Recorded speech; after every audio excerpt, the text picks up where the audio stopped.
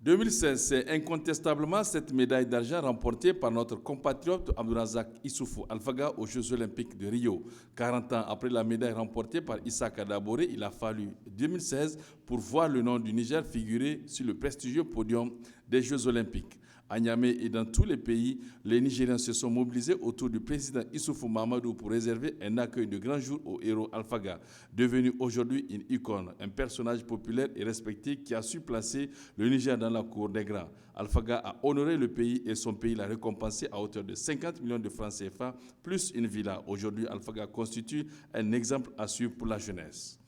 Du taekwondo au football avec la qualification de nos cadets à la CAN U17 2017 à Madagascar.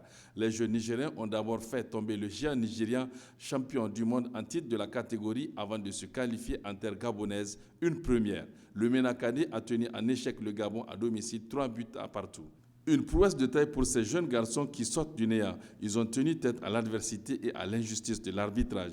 Une qualification à mettre à l'actif de l'équipe de la FENIFOOT qui a cru à ses joueurs. Le Niger sera alors à Madagascar en avril 2017 grâce à ces jeunes garçons qui eux aussi font la fierté du sport nigérien. Restons toujours dans le domaine du football car c'est le sport qui représente au mieux le Niger à l'international. C'est le cas du MENA version CHAN, championnat d'Afrique des Nations, une compétition réservée aux joueurs locaux. En janvier 2016, à Kigali, le drapeau du Niger a flotté parmi les 16 nations qualifiées. Même si la prestation de l'équipe n'était pas convaincante, le Niger était présent à cette compétition devenue aujourd'hui une épreuve phare de la CAF.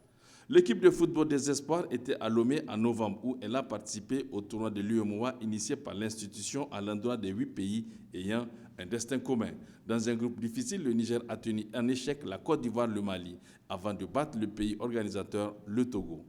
Deuxième du groupe, le MENA quitte la compétition dont seulement les premiers des deux groupes jouent la finale. Le MENA se classe alors troisième du tournoi de l'UEMOA 2016 à Lomé.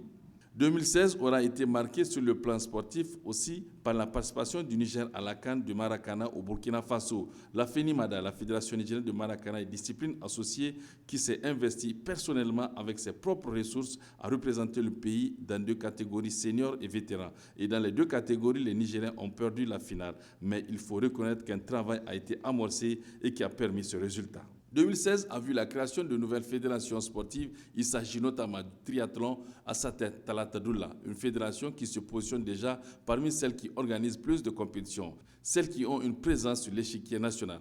La création de la FENI Badminton, une jeune fédération qui se déploie pour son assise sur le plan national. Son président, Abdoulaye Hassandi Aziz, organise depuis des mois des séances d'initiation au badminton, une discipline olympique qui rencontre beaucoup de soucis à s'implanter.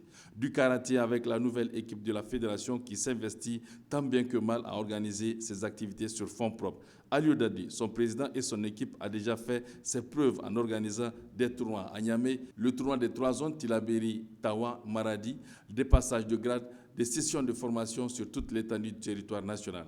En décembre, en marge de Agadez Sokni, la Fédération de karaté a organisé son championnat national avec la participation de toutes les régions, soit 12 compétiteurs par région, filles et garçons. La FENI Karaté envisage un programme ambitieux pour 2017 dont la participation à l'Open de Paris, un challenge du président Aliou Dadi.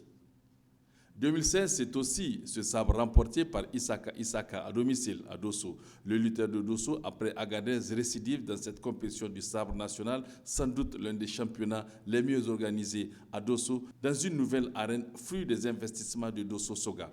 Le ministre Abdou Karim Damalam et son équipe aura organisé en 2016 un championnat sans reproche, très bien médiatisé, ce qui lui a valu les salutations et les encouragements des plus hautes autorités du pays.